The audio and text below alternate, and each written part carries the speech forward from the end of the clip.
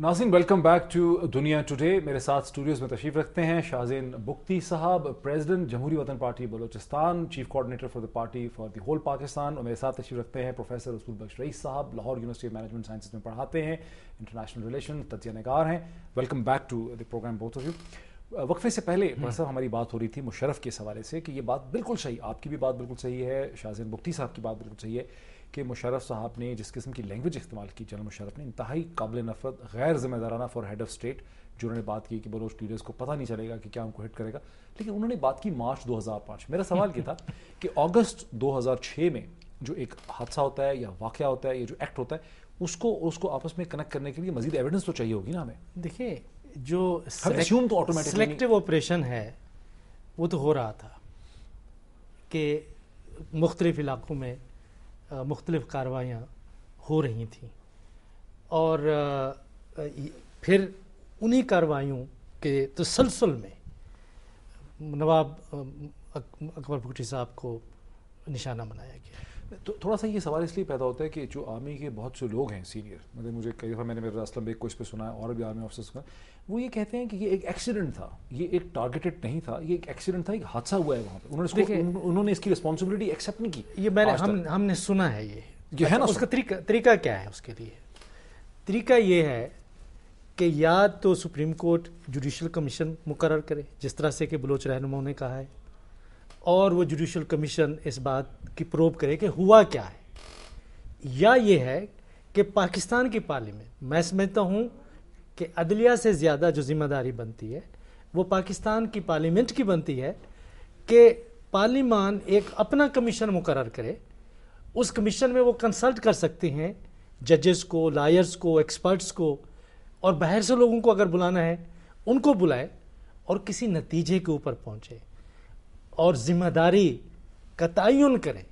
और उसके नतीजे के तौर पर अगर मुशर्रफ और उसके कुछ लोग इसमें मुलव्विस पाए जाते हैं तो उनके खिलाफ मुकदमा चलना चाहिए।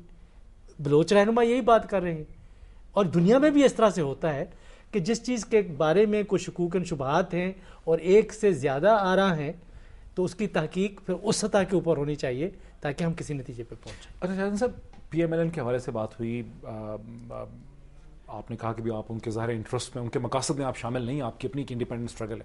लेकिन हमारे नॉलेज में है कि जुल्फ़िकार खोसा साहब जो कि PMLN पंजाब के प्रेसिडेंट हैं, उन्होंने कहीं ये कहा है लाहौर के अंदर कि आप जो है PMLN को ऑफिशियली भी ज्वाइन करने वाले हैं। नहीं जी, ऑफिशियली तो आज तक किसी और पार्टी को ज्वाइन करने का सोचा भी है ना, तो कभी ऐसे हो सकता है। हमारी अपनी पार्टी है और हम अपनी पार्टी में रहेंगे। किसी के साथ अलायंस ज़रूर हो सकता है मगर पार्टी कोई ज्वाइन करने का इरादा नहीं है।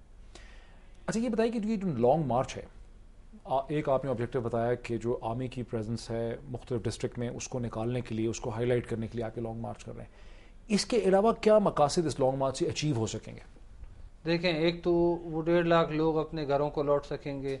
दूसरी चीज़, वहाँ पे जो डिस्ट्रक्शन हुआ है वो पूरा मुल्क और पूरी दुनिया देखेगी और हर पाकिस्तानी उनको भी पता चलेगा कि इन लोगों पे जुल्म ढाया गया है।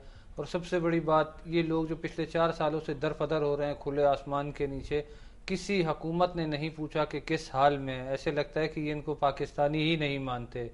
IDPs के लिए तो हर कोई चला जाता है, टेंट लेके, कच्चा राशन लेके, हर चीज़, मगर ये भी तो आपके मुल्क के शहरी हैं। ये आपकी तरफ नहीं देखें तो किसकी तरफ इमदाद के लिए? लेकिन जो बलूचिस्तान के ओवरऑल मसाइल हैं, जो फेडरेशन और बलूचिस्तान के दरमियान ओवरऑल मसाइल हैं, उन मसाइल को हल करने में इस लॉन्ग मार्च से किस तरह से मदद मिलेगी? देखिए जी, सबसे पहली बात कि खासा बुगटी इलाके में ऑपरेशन सबसे ज़्यादा हुआ है बलूचिस्तान में। जब वो लोग जाके सेटल होंगे और उसके बाद जैसे मैंने देखा कि यहाँ से आर्मी पुल आउट कर जाती है तो जाहिर है दीगर इलाकों से भी पुल आउट कर जाए। तो जब आप एक चीज़ फिज़िकली करते हैं तो आप बात, वफाकी हुकूमत अच्छी भी लगेगी बात करते हुए, और फिर कोई इनके साथ बैठना भी पसंद करेगा। इनके पास एक स्टैंड लेने के लिए कोई बात होगी कि जी हमने ये किया तो लिहाजा में मौका दें, हम ये भी कर रहे हैं। सिर्फ अगर बोलेंगे जी हम वादे कर रहे हैं, हम कमेटीज़ बना रहे हैं, तो इस पर ना मुझे एतबार है ना किसी और को बलूचिस्तान में एतबार है। साहब, जब बुख्ती साहब बात करते हैं या मुख्तलिफ सरदार जो है बलोच अवाम के, बलोच लोगों के राइट्स की बात करते हैं, बहुत से लोग इस पर ये ऑब्जेक्शन उठाते हैं। वो ये कहते हैं कि ये खुद भी पॉपुलर मूवमेंट्स को रिप्रेजेंट नहीं करते बलूचिस्तान के अंदर। तो ये ऑब्जेक्शन उठाई। देखिए, ये یہ ایسے بات کرتے ہیں کہ پاپولر موومنٹس ایک ایسے معاشرے میں یا ایک ایسے علاقے میں نہیں چل سکتی کہ جہاں پہ ایک اربنائزیشن نہ ہو. یہ موومنٹ اربنائزیشنز یا اربن علاقوں سے چلتی ہیں. اب بھکٹی ایریا میں جائیں یا کسی اور بلوچستان کے علاقے میں، شہر ضرور ہیں چھوٹے چھوٹے، لیکن زیادہ تر آبادی جو ہے وہ اسکیٹرڈ ہے، چھوٹی چھوٹی ولیجز ہیں، بہت چھوٹی چھوٹی، جو ایک فیملیز کی ہیں، اور جو ذریعہ معاش ہے ذرا مختلف قسم کا ہے، کھیتی باڑی کے وسائل نہیں ہیں. تو ایک ایسے معاشرے میں آپ کہیں کہ جی آپ نے ایک تحریک نہیں چلائی، وہ نہیں چل سکتی. نہیں، میرا اشارہ یہ تھا کہ اب جیسے دیکھیں نا، آپ کی جو پارٹی ہے، آپ کی کیا ریپرزنٹیشن ہے اس وقت بلوچستان کی پارلیمنٹ میں؟ آپ لوگ ہم نے تو کیا رہی ہے گزشتہ سالوں میں؟ دیکھیے جی، ہم نے 2 دفعہ ہمارے نیشنل اسمبلی میں ڈپٹی اسپیکر رہ چکے ہیں، ہمارے چیف منسٹر رہ چکے ہیں، ہمارے ministers deputy speakers Balochistan assembly میں رہ چکے ہیں. تو ہم نے تو ایک ہندو کو بھی ڈپٹی اسپیکر بلوچستان اسمبلی بنایا. جو مینورٹی ہمارا نام استعمال کرتے ہیں، اپنے آپ کو بگٹی کہلاتے ہیں. پورے پاکستان میں میرا خیال ہے آپ لوگ مائنورٹیز کو اپنا نام اب جو لاسٹ الیکشن ہوئے اس میں آپ لوگوں اس میں ہم لوگوں نے الیکشن میں حصہ اس وجہ سے نہیں لیا کیونکہ وہ بے ضمیر مشرف کے ساتھ ایک اسمبلی میں بیٹھنا ہمیں گوارا نہیں تھا. مطلب اس سے پچھلے جو الیکشن تھے اس میں کتنے پرسنٹیج لی تھی آپ نے؟ ہمارے پاس جی 5 سیٹیں تھیں. اور ووٹ کی کیا پرسنٹیج لی تھی؟ ووٹ تو ہمارے ڈیرہ بگٹی جی قبائلی علاقہ ہے، یہاں بنا مقابلہ سیٹیں ہماری ہیں، اور باقی ہمارے پھر ایم پی ایز ہیں، ایم این ایز ہیں، وہ لوگ اپنے. میں دراصل اس طرف آنا چاہ رہا تھا کہ ایک عام جو تاثر ہے کہ بھئی آپ لوگ جب بلوچ عوام کے رائٹس کی بات کرتے ہیں، بلوچستان میں نان بلوچیز بھی ہیں، اس میں پشتون بھی ہیں، اس میں پنجابی سیٹلرز بھی ہیں، تو آپ کس پاپولیشن کی کس تناسب کو ریپرزینٹ کرتے ہیں؟ ایسے بلوچ بھی ہیں جو آپ سے ہم نے کبھی بلوچوں کی خاصا بات نہیں کی کہ صرف بلوچوں کو یہ دیا جائے.